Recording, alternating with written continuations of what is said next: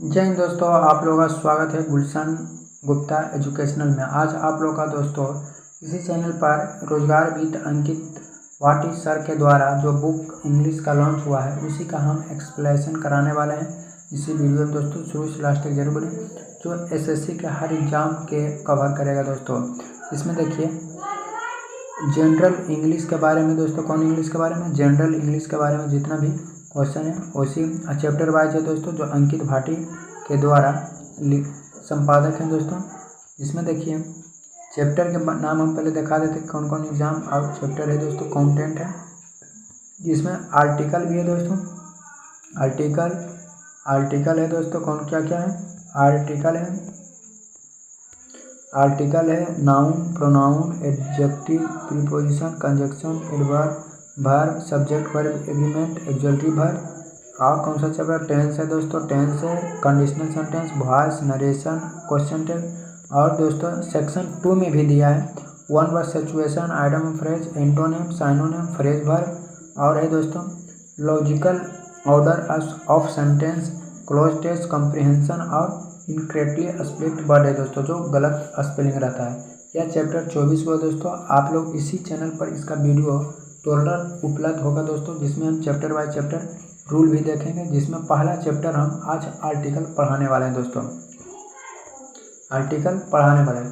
Article का मतलब होता है दोस्तों, आर्टिकल दो प्रकार का होता है, वो डिफिनिट व इनडिफिनिट होता है। जैसे आर्टिकल हम बच्चे में पढ़ते हैं दोस्तों कि वोवेल कितना होता है, ए ई आई ओ यू, जिसको वोवेल कहते हैं दोस्तों। यही के बारे में इसका हम डिफिनिशन बढ़िया से पढ़ना पड़ता है दोस्तों। जिसमें देखिए जिसे डिफिनेशन मतलब परिभाषा। डिफिनेशन में क्या होता है दोस्तों, परिभाषा। इसमें हिंदी बाइलिंगुअल है दोस्तों, बहुत बेस्ट बुक है जो हिंदी माध्यम क्षेत्र के लिए, जो इस बार MTS, CGL, CHSL जो इस बार एग्जाम है उसके लिए बहुत इंपॉर्टेंट होगा। अंग्रेजी व्याकरण के अंतर्गत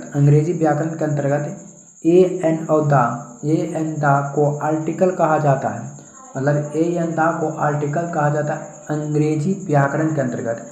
इसका प्रयोग नाउन से पहले नाउन को सम्मिलित करने या परिभाषित करने के लिए किया जाता है। यह एडजेक्टिव और मॉडर्न इंग्लिश ग्रामर में इसे डिटरमाइनर्स के रूप में जाना जाता है। याद रखिए कि दोस्तों कि आर्टिकल्स को ही आज के युग में हम डिटरमाइनर्स कहा जाते हैं के रूप में जाना जाता है आज के युग में। इसमें देखिए आर्टिकल दो प्रकार के होते हैं। एगो डिफिनिट आर्टिकल, जो डिफिनिट मतलब निश्चित होता है, जो हम जिसे आज हम बोल सकते हैं कि यह सीता लड़की उदास थी, मतलब सीता लड़की उदास है। तो आज हम देखे हैं उसको सीता को उदास होते हुए, तब ना आज हम बोलें कि सीता लड़की उदास है। अभी हम देखें तो ना डिफिनिट, तो सीता के साथ जो डिफिनिट, जिसे घोड़ा होशियार, मतलब घोड़ा जैसे होता है, या राम होशियार था इसको बारे में जानते हैं, उसी के बारे में बता सकते हैं। अब जो जानकारी करेंगे वो तो जाने, तो जो निश्चित होता है मतलब निश्चित, उसे डिफिनिट आर्टिकल, उसके पहले दा का। और जो इनडिफिनिट होता है अनिश्चित, जिसके बारे में हम ना कह सकते हैं, उसके पहले में ए एन का प्रयोग कर सकते हैं। जिसे देखिए डिफिनिट आर्टिकल किसे कहते हैं उसके बारे में देखिए। डिफिनिट आर्टिकल क्या है, तो दा का प्रयोग। डिफिनिट मतलब होता है, डिफिनिट में दा का प्रयोग होता है। डिफिनिट आर्टिकल नाउन या संज्ञा के निश्चित स्थिति को बताने के लिए किया जाता है, निश्चित स्थिति बताने के लिए किया जाता है। किसका है, डिफिनिट आर्टिकल का प्रयोग निश्चित बताने के लिए। जिसे नाउन का प्रयोग स्पष्ट हो जाता है, और नाउन का भी पता चल जाता है कि नाउन स्पष्ट हो सकता है। जैसे देखिए इसमें हिंदी और इंग्लिश दोनों है। मैं उसे हवाई अड्डे पर लेने आऊँगा। अब कोई भी व्यक्ति के हवाई अड्डे पर उस व्यक्ति का नाम, तो I will pick him up at the airport में जो आदमी को लेने जाएगा हवाई अड्डे पर, वो इसके पहला आर्टिकल। तो कहाँ गया, लाने के लिए कहाँ गया, तो हवाई अड्डा। तो पता तो चल गया कि लाने के लिए, कोई भी व्यक्ति के लाने के लिए कहाँ गया, हवाई अड्डा, बस स्टैंड। तो पता रहेगा तब नहीं इसको पहले, तो पता था, इसीलिए ये डिफिनिट आर्टिकल हुआ। तो दाग पहले लग गया एयरपोर्ट के पहले। दूसरा एग्जाम्पल है, do you like the man who comes here daily. क्या आप उस आदमी को पसंद करते हैं? क्या आप उस आदमी को पसंद करते हैं जो यहाँ रोज आते हैं? आप सोचिए दोस्तों, जो यहाँ पर रोज आएंगे उस व्यक्ति को तो जरूर पसंद कीजिएगा। मान लीजिए कि आपका गर्लफ्रेंड हो गया, रोज आती है रोज आती है रोज आती है, तो उसको पसंद जरूर करिएगा। और एक ही व्यक्ति को डेली देखते देखते क्या होता है, डिफिनिट हो जाता है, डिफिनिट हो जाता है। क्या हो जाता है? डिफिनिट। ये एक्सप्लेनेशन में यह इस वीडियो को बताया गया कि फर्स्ट वन एग्जाम्पल में एयरपोर्ट एक नाउन है, इसके पहले द डिफिनिट आर्टिकल का प्रयोग बताया गया है। किसी पार्टिकुलर एयरपोर्ट की बात की जा रही है, ऐसे कि एग्जाम्पल 2 में भी यह बात बोला है दोस्तों। अब देखिए इनडिफिनिट आर्टिकल, इनडिफिनिट आर्टिकल और या एन का प्रयोग किसी नाउन या संज्ञा की स्थिति को अनसर्ट मैंने होता है अनिश्चित, अनसर्ट मैंने क्या होता है अनिश्चित बनाने के लिए किया जाता है, जिससे नाउन मतलब संज्ञा या पोजीशन स्थिति मतलब पोजीशन की स्थिति स्पष्ट रहती है उसे इनडिफिनिट आर्टिकल, इनडिफिनिट मतलब अनिश्चित या अनिश्चित होना। जैसे आई वॉट एन इम्पोर्ट, मैंने एक दवात खरीदी। अब मैंने एक दवात खरीदी है, इसमें बोल रहा है कि मैंने एक दवात खरीदी। बोली ये बात निश्चित है, बता रहा है कि ये तो बोल दे कि मैंने एक दवात खरीदी। अब बोली दवात में एक ही बूंद होता है, बहुत होता है, मतलब इंक सियाही बहुत होता है, तो ऐसे इसका अनुसार होगा इम्पोर्ट क्या आता है अनिश्चित है। याद रखिए वोवेल है, वोवेल जैसे इम्पोर्ट क्या वोवेल, इसके पहले एन का प्रयोग होगा। एक cow was sitting on the road, एक गाय सड़क पर बैठी थी। आप बताइए एक गाय सड़क पर बैठी थी कि बात निश्चित है, थी है हो भी सकती नहीं, तो इसमें बात क्या निश्चित है, इसलिए गाय सड़क पर बैठी थी, तो गाय का पहले की है ऐ लग गया, और रोड की है निश्चित है, गाय सड़क पर बैठी थी, तो देखे थे ना कि गाय सड़क पर, तो दा हो जाएगा कि डिफिनिट आर्टिकल, आई हो जाएगा इनडिफिनिट आर्टिकल। तीसरा पॉइंट देखिए, अब देखिए दोस्तों यूज ऑफ ए एन का प्रयोग, यूज ऑफ इंडिफिनिट आर्टिकल का प्रयोग, इसका हम आज ही पढ़ा देते हैं दोस्तों। यूज ऑफ इंडिफिनिट आर्टिकल अगला पार्ट में आ जाएगा डिफिनिट। तो देखिए ए एन का प्रयोग सामान्यतः ध्वनि के आधार पर निश्चित किया जाता है। मतलब ए एन का प्रयोग पढ़ना है दोस्तों कि ध्वनि मतलब साउंड के आधार पर किया जाता है। ए का प्रयोग उन शब्द के पहले किया जाता है जिनसे कॉन्सोनेंट से शुरू होता है, मतलब कॉन्सोनेंट मतलब माने तो व्यंजन से शुरू होता है दोस्तों। ए का प्रयोग कब किया जाता है? जब व्यंजन की साउंड उत्पन्न हो उसे क्या पहले किया जाता है दोस्तों। जिसे वोवेल पढ़ते हैं दोस्तों, ऐसे कॉन्सोनेंट, तो कॉन्सोनेंट इंग्लिश में 21 को होता है, उसी के पहले। इससे बाइट हो गया, बाइट में ए लगेगा, कोट हो गया, पेन हो गया, काइट हो गया, इसमें का पहले क्या लगेगा? ए लगेगा दोस्तों। दूसरा रूल है दोस्तों कि ए का प्रयोग वर्ड के पहले हुए जो किसी भी वोवेल स्वर्ग से शुरू होता है जिनका उच्चारण कॉन्सोनेंट साउंड होता है। जैसे यूनिवर्सिटी भले यू से शुरू होता है, मैंने यू लिखा जाता है दोस्तों, क्यू यू, और यू क्या है कौन हिंदी में व्यंजन है, इसीलिए ए लिखा जाता है। यूनिवर्सल लैंग्वेज भी यही दोस्तों, यूरोपियन ईवी है। तीसरा एग्जाम्पल है कि एन का प्रयोग वर्ड्स के पहले होते हैं जो एच से शुरू होते हैं, परंतु यह एच एक साइलेंट साउंड होता है दोस्तों, साइलेंट साउंड देता है और शब्द का उच्चारण वोवेल से शुरू होता है। जैसे एन हॉनेस्ट लेडी, एक ऑनेस्ट माने क्या होता है दोस्तों? ऑनेस्ट बोला जाता है, ऑनेस्ट मतलब होता है और जो है वोवेल, इसलिए ऑनेस्ट बोला जाता है। लेडी जो है ईमानदार है, इसीलिए इसका पहले क्या लगा है? एन लगा, क्योंकि लेडी भलू मतलब जो है लेडी जो पहला यल है वो भलू कॉन्सोनेंट है, मैंने ऑनेस्ट जो है क्या है? एडजेक्टिव, ये वोवेल है दोस्तों, इससे पहले लगा है। एन आवर हेयर, इसमें क्या है?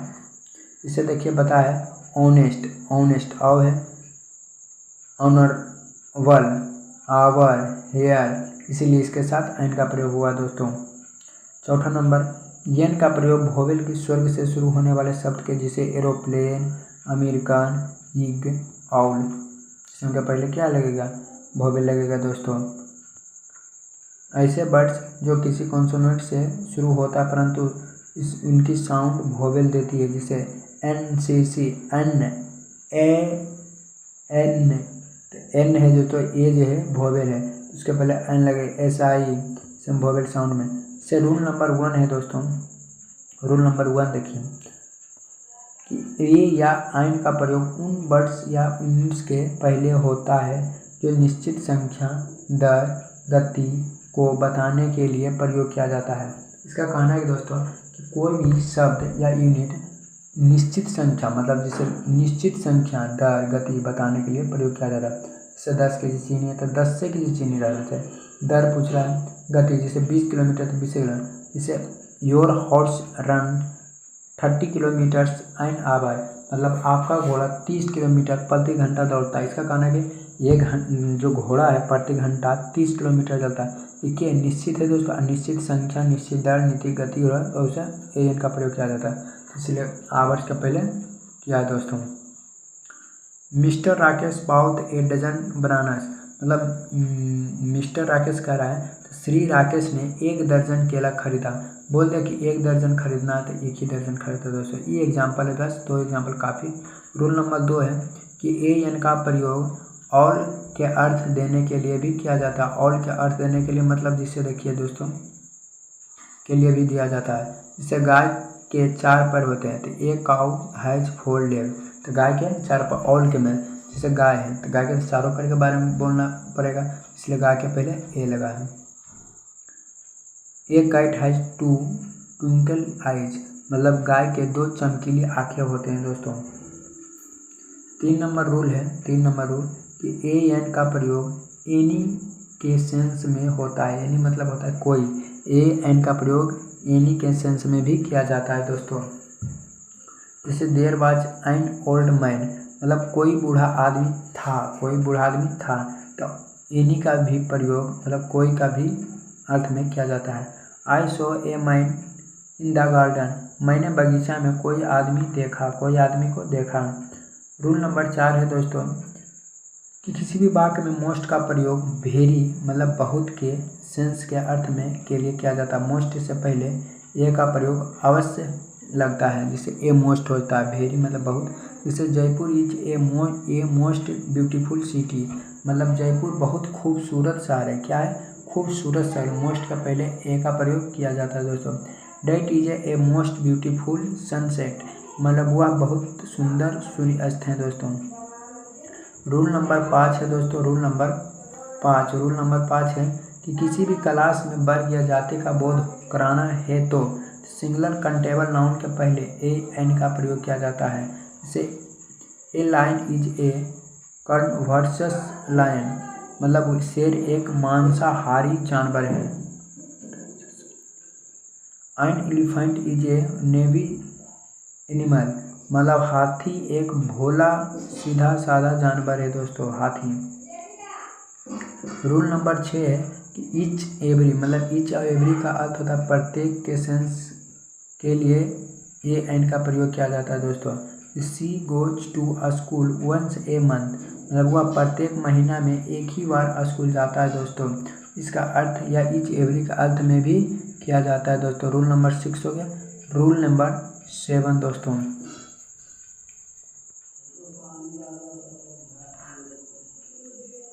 आदि किसी प्रॉपर नाउन मतलब व्यक्तिवाचक को कॉमन नाउन जातिवाचक के रूप में प्रयोग करना होता है तो प्रॉपर नाउन के पहले एन का प्रयोग हो और कॉमन नाउन किया जाता है दोस्तों, कॉमन नाउन बनाया जाता है। जैसे यू आर ए शेक्सपियर, तुम शेक्सपियर के जैसे देखना चाहते हो। जैसे मान लो कि एक दोस्त है तुम्हारा, वो देखने में लगता है कि नहीं सलमान खान की तरह दिख रहा है, मतलब दिख बलू रहा है, मैं ये है न दिख बलू रहा है कि सलमान खान के मैं देख, तो ये मान लो कॉमन नाउन की तरह यूज हो रहा है, मैंने है कौन चीज़ प्रॉपर नाउन है। इसे मान लीजिए ये सलमान खान है या दोस्त है, तो दिख बलू रहा है सलमान खान, सलमान की तरह नहीं है, ये कॉमन नाउन की तरह यूज हो सकता है। 8 नंबर रूल है कि जब कोई 2 एडजेक्टिव एंड से जुड़ने के बाद किसी सिंगुलर कंटेबल नाउन के पहले प्रयोग होता है और उनसे पहले एडजेक्टिव के साथ ए एन का प्रयोग हो तो उसमें एक ही व्यक्ति या वस्तु का बोध होता है, परंतु दोनों एडजेक्टिव के साथ ए एन का प्रयोग हो तो अलग अलग वस्तु या व्यक्ति का बोध होता है दोस्तों। जैसे a red and a white bike stand here, एक लाल और एक सफ़ेद बाइक वहाँ खड़ी होती है, मतलब दोनों अलग अलग गाड़ी का बात बोल रहा है दोस्तों, इसीलिए दोनों अलग अलग का आर्टिकल का प्रयोग हुआ है। She is a beautiful and intelligent girl, एक सुंदर और बुद्धिमान लड़की है दोस्तों। इसका बारे में अलग एक ही व्यक्ति के बारे में बोला तो इसलिए आर्टिकल 1 का प्रयोग। रूल नंबर 1, जब दो नाउन एंड से जुड़ा हो और उसमें दोनों नाउन्स के पहले ए एन का प्रयोग हो और दो अलग अलग व्यक्तियों वस्तु का बोध होता है, परंतु यदि केवल पहले वाले नाउन के साथ आर्टिकल ए एन का प्रयोग हो और वहाँ एक ही व्यक्ति या वस्तु का बोध हो सकता है एकदम। जैसे a principal and manager will go there, मतलब प्रधान 4 और मैनेजर वहाँ जाओ, मतलब दो अलग अलग व्यक्ति हैं लेकिन एक ही के संबोधित है, इसलिए एक आर्टिकल का प्रयोग नहीं, मतलब अलग अलग व्यक्ति, इसलिए दोनों अलग, मतलब एक मैनेजर एक प्रिंसिपल को दोनों को बुलाया है।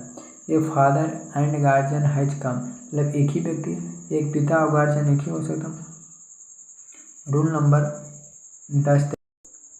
आज दोस्तों क्योंकि वीडियो लंबा ना हो इसलिए रूल 9 तक हम रखते हैं दोस्तों। इस चैप्टर में रूल जितना होगा हम उसी को करवाएंगे दोस्तों। आप लोग का दिन शुभ हो।